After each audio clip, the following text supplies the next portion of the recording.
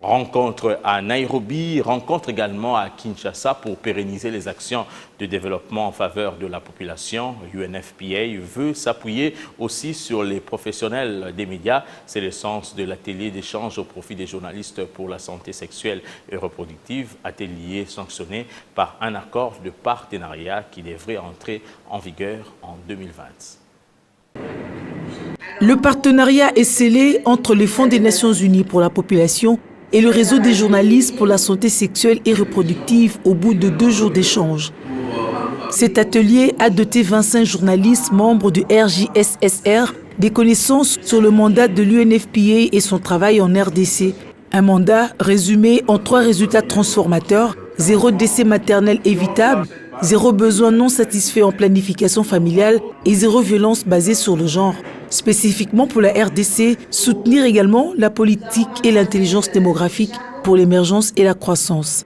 Cette agence des Nations Unies spécialisée dans les questions de population est convaincue que conduire le développement du pays ne serait pas possible sans compter avec l'implication des journalistes.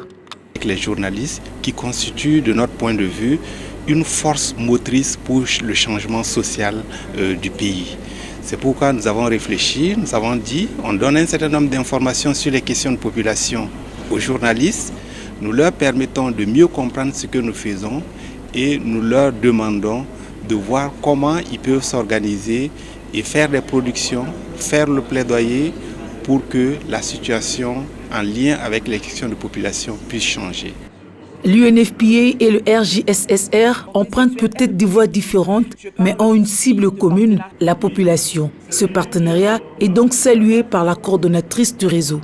La population a besoin de connaître ce que l'UNFPA fait dans ce pays. Il faut que la population soit impliquée et que la population voie ce qui est fait pour elle.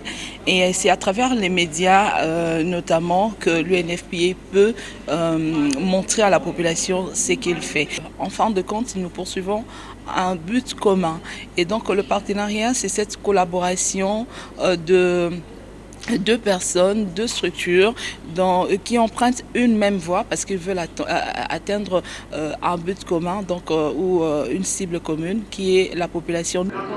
Les bases sont jetées. Un plan de travail préliminaire a été élaboré au cours de ces travaux. Il sera enrichi dans les prochains jours pour que plus vite les premières actions de ce partenariat 2020-2024 voient le jour.